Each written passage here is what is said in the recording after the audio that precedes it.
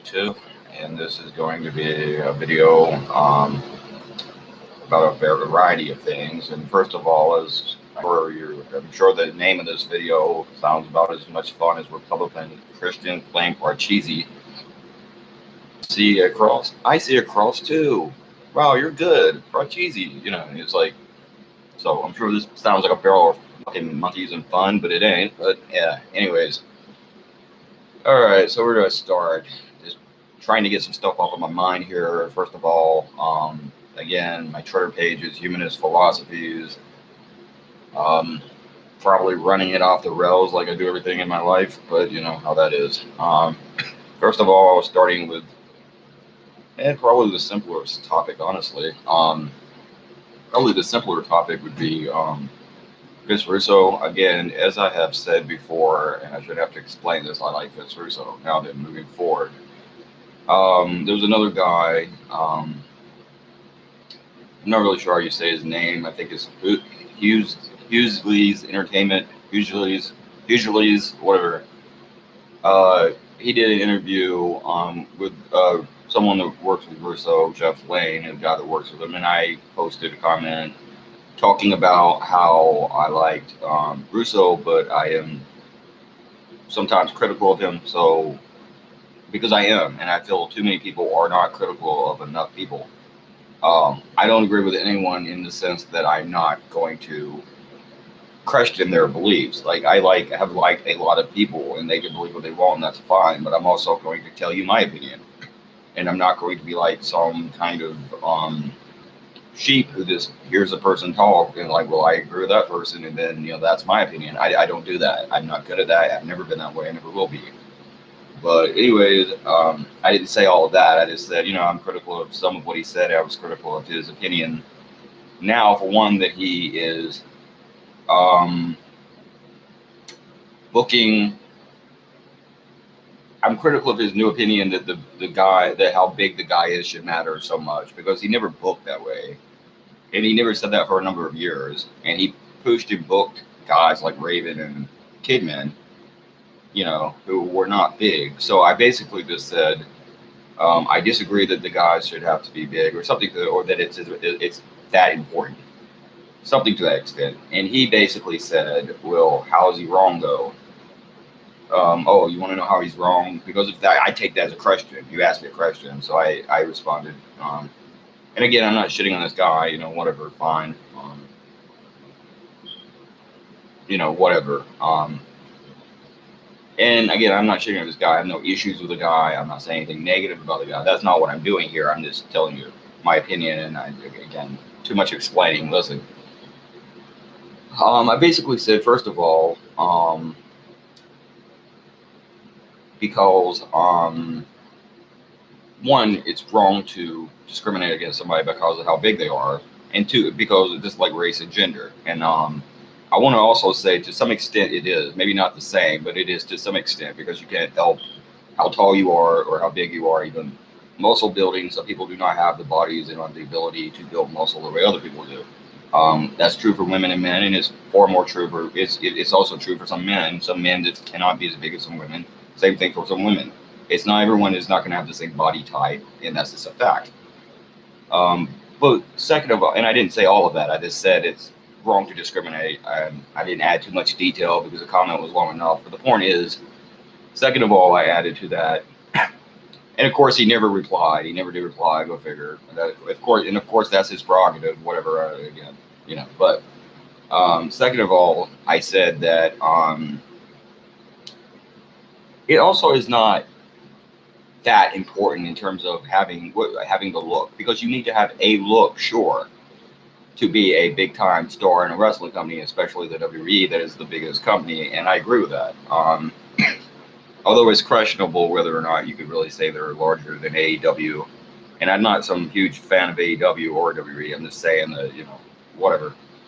But you also had Shawn Michaels, who had a look, and he was not a very big guy. Bret Hart had a look. It was not a very big guy. X-Pac, Ric Flair, Dusty Rhodes was actually overweight. He was an overweight person, but he had a kind of distinctive look about him. And the main thing is he presented himself as a star or as somebody, and the company presented himself as somebody. And of course, part of this is also he did do some of his booking himself. So did Ric Flair.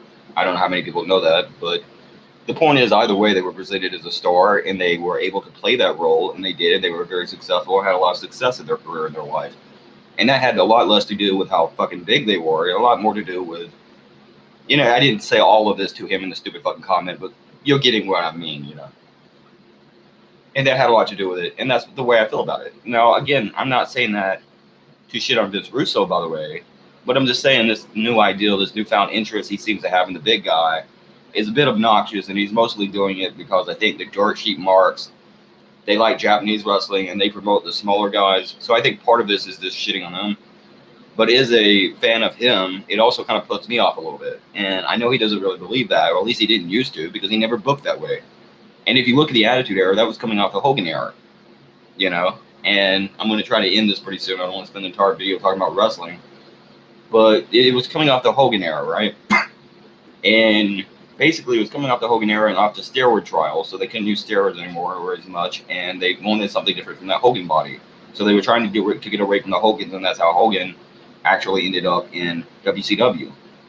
So they got people like Bret Hart and Shawn Michaels to start pushing them, and they also pushed some big people, but they really got away from the steroid look.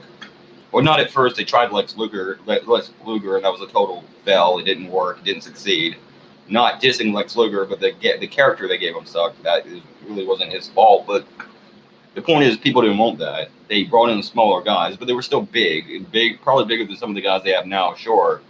And being big might be part of it. But if you look at those guys like Shawn Michaels, Bret Hart, even Triple H at first, although he was a big guy, for sure, he was a big boy, but I mean, as they say, he wasn't like the huge muscle-bound, guy he was later. I mean, that was 2001, 2002 he started looking like that. Maybe 2000 at the least. 95, 96, 97, 98, even 99, Triple H, he wasn't that much fucking bigger than Chyna if you look at him. I mean, he was almost, and she was big for a girl, but I mean, he wasn't some huge guy, And Chyna was big, and that's why she stood out from the girls, and that's part of the point I'm making. One of the things, if you look at that, was they were all big, but they weren't that big. So the two groups of people that stood out really was who? The Big Show, because he was really, really big, and who else? And they had gotten smaller, the other people had, and he was still pretty big anyways. Even with Hogan in them, he would be big, but Big Show. And who else? X-Pac. And why? Because X-Pac was a lot smaller. He was really small, and he started out as a jobber for a little while, and he pulled a James Ellsworth. But instead of mocking him and making a total ass out of him like they chose to, James Ellsworth, for whatever reason, and part of that is because he just, I hate saying it, there really isn't a lot to do with him. He just didn't have it, whatever it is, he did not have. But, it's like X-Pac stood out, he goes to WCW, he starts to win some matches, he loses some matches, wins some matches, whatever, goes to WCW, gets in the NWO, comes back to WWE, he's in DX, ran the Cruiserweight title when he was in WCW and the NWO, by the way. I think he vacated the title because he got fired by Bischoff, because Bischoff wasn't really feeling him anymore, or whatever. Probably because he wasn't so big, but whatever.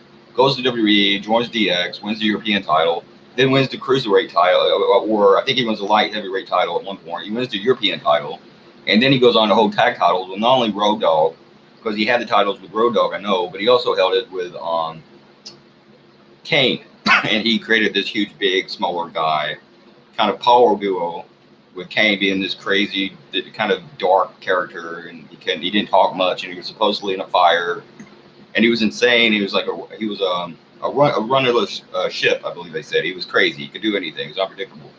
So, X-Pac teamed with him, and they had a lot of success. X-Pac would try to teach him how to talk, and it was kind of like the weird kid hanging out with the cool kid, because Kane was like this weirdo, and X-Pac was in DX, and they were like this popular group, so it was like the cool kid, and he was trying to teach him how to be more human, because he was in fire, and they had taken his humanity away from him, really. And the point is, that was a very successful character, just like Daniel Bryan won the heavyweight title, and you remember me talking about B+ player, but the reality is, one of the few successful characters they have had really successful in the last 2 decades has been Daniel Bryan. With the exception of him, how many people can you name that got really big in terms of mainstream status since John Cena, Randy Orton, Brock Lesnar, Batista, who were all pretty big dudes, especially Lesnar, but still, with that being said, since them, there's very few people, and they have mostly been smaller. And really, Cena and Orton and whoever, no matter what you want to say about them, they're not as big as Austin, and they damn sure aren't as big as The Rock. And neither one of those two guys were as big as they were. I mean, Rock's as big as Cena is now, but he didn't used to be. And he was always a big guy, but he wasn't that big. He wasn't Brock Lesnar, you know. So the point they're making is it's part of it. If you're big in the wrestling industry because it is a fictional fighting show, that's not a bad thing, and it's a benefit to you, and it helps your fucking character, and that's okay, and that's fine, I guess. But that's not all of it. And if the person has it, and you know what it is when you see it, or you should if you watch a lot of wrestling, and they come across like a star. Mr. Anderson, King Kennedy, not a huge guy, not that big of a guy, had it, could have been a big main event guy. And he kind of did a little bit of that to himself, but not all of it. Enzo was a small guy, gold on the microphone, not great in the ring, was much better working with Big Kaz. They shouldn't have broke that up. They were like this Italian version of the New Age Outlaws. It worked. But, you know, Kaz, I mean, look, I like the guy, and a lot of people compare him to Billy Gunn, but he's more like Test because he had a good look. And he was kind of a big dude, but he didn't have it. Enzo had it, but he wasn't that good in the ring, and he wasn't that big, but he had it. So it's like there's a lot of guys like that. Adrian Neville got really big, had a lot of really big muscles, but he was really short, but he could flip around and spin around. He was really cool. And they had him in a feud with Enzo, and I guess some of the marks didn't like Enzo. I don't know what that's about or what their issue is, but the point is that could have worked. So they all had it. They had something about them. Not big, big caveman smash, all that dumb shit, but they had something. You don't all have to look like Hulk Hogan or Andre the fucking Giant to be a fucking star. As long as you do yourself in a certain way and they let you and you book the person right, that can get over. And in some cases, it gets over easier if the people think they can basically identify with the person in the ring. It's very hard to identify with Hulk Hogan with the big muscles and the fucking American flag and bandana and balding haircut and every other thing about the guy. It's hard to, you know, that's him, that's who he is, and it worked for him. But I don't look at that guy and think, well, that's me. One thing, although I don't like him anymore for different reasons, at one time I used to like the Young Bucks or Generation Me. They used to call Generation Me. And I know that they're not, there's issues there. But the point is, I did used to like them. And part of that was because watching them when I was like 18, 19 years old, when I first saw them on TNA, they were these two crazy dudes that you thought they were just there to get their ass kicked. And they had a match with the Motor City Machine Guns. And they're not very big either, but they had long hair and they looked, you know, kind of like a lot of the kids watching it. And they were flipping around and spinning around, and they won the damn match. They won 2 matches in a row, their first 2 matches. First I had ever seen them, I thought it was fucking awesome. And that's where the wrestling matters, and that's how you can get someone over with a good match and a big debut. And really, I think if you want to push a guy to be a big star, most of the time, 99% of the time, they almost have to win the first match or their first match, in my opinion. But that doesn't mean they have to win all the matches, even the majority. And a lot of it is how you win and how you lose. Do you keep heat if you're a bad guy? Do you stay over if you're a good guy? But with that being said, the point is, it is very indefinable. Jeff Hardy has it. CM Punk had it. Not a big dude. And guess what? When you put him on TV with John Cena, when they're on TV together, you really don't see that big of a difference in portraying how big they are. And you really don't give a fuck. You don't notice. Because CM Punk comes across and came across like a star. And all anyone was thinking about was the crazy shit he said and how he stole the show and then stole the title, went to independent companies, came back with a real title, and made himself one of the biggest wrestlers, biggest stars since Stone Cold. Now, that doesn't mean he's anywhere close to his biggest Stone Cold. I'm saying compared to what they have now, he used to be. So that's what they were able to do with him, and that's what they did, and that's how you should be able to manage and run that. And this crazy ideal about well, they need to be big. And also, here's the thing. I'm going to close out this part of my video, and I might make another one because I'm running low on time here. But I want to say this about the other part of it, and this is my opinion about Russo. Again, I like Russo, and I don't have to defend that. Most of the wrestling I watched growing up was WWF, WWE. Then I watched TNA when he was working for them mostly, and I like Russo. But so you know I do. But with that being said,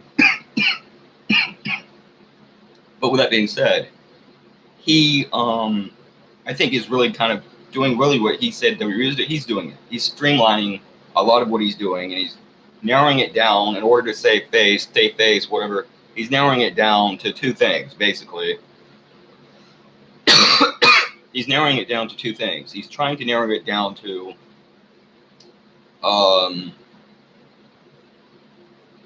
one is this absurd ideal that they should make it real, and he said that before, largely joking at first. But he said, why don't you make Raw Underground, St. McMahon's ideal, make it real? Well, obviously he knows they can't do that anyways. First of all, no one's watching wrestling to see a real fight, like, and he said that before. And second of all, you can't do that because there's laws against it. And like, you could barely even make UFC real, and it took forever to make it real in New York because there was this one douchebag doofus senator kept blocking it because they didn't want to have real fighting, real cage fighting. Now, if you took two wrestlers and put them in a real wrestling match together, they would probably kill each other because even now, and he is right, it's dangerous anyways, they're still at least working with each other and cooperating. If they went out there and went in to business for themselves and just started doing it for real, they would kill each other. And you would have someone's neck broken the first night, and they know that. So you can't do that. So he's saying that because he knows he won't. And second of all, he's saying it this big dude thing because that way he can go back to something they used to do, oversimplify it, and say, well, that's the problem. Because a lot of the other shit he said do, or some of the stuff that I would do, they're doing. The Thunderdome, they're trying to build on SmackDown, make it look cooler. I would do that. The guys are hitting their moves on the girls again, and it's not just the girl slapping the dude and the dude stands there like an idiot. They're doing more of that. I would do that too, because I don't think the guys should just be buried every damn week, and that's what they were doing. Shit like, for example, the Raw Underground is an original concept, having a pit fighting concept type, almost UFC underground fight club type scenario, kind of a little bit like Lucha Underground. Even he almost said Lucha Underground when he was talking about it. And having the girls kind of dancing, not really doing anything too provocative, but dancing, that's edgy and that's different. Bray Wyatt's character and the stuff they did with the Fiend character, that's different. I don't know if he ever went anywhere. I still don't know whether he won or not. I don't really care, to be honest, because whatever, wrestling's too far gone at this point. But he knows they're doing that. So what he's doing is one of two things. Either if it doesn't work, because he's not involved, if it doesn't work because they fuck it up, then at least you can't say he said it. And I don't blame him necessarily. Or if they said it and it does work, he said, well, that's good. But, they should do this and it would do better. And that way he can also say, well, here were my ideals and they didn't do what I wanted. So he's saying because their guys are smaller now than they used to be and probably ever have been, a lot of them, well, they need to be larger, big guy wrestlers. And he's also saying this that way so that, and I also tell him, well, you should make it real. So that way they can't, either way he wins. If he wins, he wins. If he loses, he loses. If he wins, he wins. And if they lose, he wins. I mean, in other words, there's no way he can come out on the downside of this. And he knows, and that's what he's doing. And I don't necessarily blame him, but it's what he's doing. But in any event, I'm just not agreeing more and more with what he said or what he has been saying. And I should also say, by the way, when I first started watching him, some of what he was saying I didn't really agree with, but I have come to agree more with him over the years about some things. So it's like, there's that. But anyways, I'm closing this. So maybe this is a lot of this is in my mind, and I shouldn't even, but I'm just saying I disagree more and more with a lot of what he says. And that's just my prerogative. I do that with everyone. I love secular talk. I don't always agree with him. There's so many weird people over the years. I don't always agree with them. I don't like Alex Jones anymore, but when I used to watch him a little bit, I didn't always agree with him. I didn't agree with him like half the time. I thought he was an idiot. I like Joe Rogan a lot. I don't agree with everything Joe Rogan says. I like Doug Stanhope. I don't agree with everything Doug Stanhope says. And so on it goes. So anyways, I'm going to close out this part of the video. I'm going to make a second part, or part 2 of the video, about genital mutilation and how I think it's a drain, and am I really having any success in trying to get people not to do that, as well as the pointlessness of trying to get people not to do that, as well as the pointlessness of trying to get people not to vote Republican that are going to vote for them, and how the Democratic Party is not too far from being pointless either, in how they're ultimately also, they're damn near lost, and how Joe Biden will not be that much better than Trump. And I've said much of this before, so I don't expect it to be a fucking brainstorm fabulous video, and I'm sure this video is an annoying tirade and rant that went on forever about nothing, but I tried. Anyways, peace 666.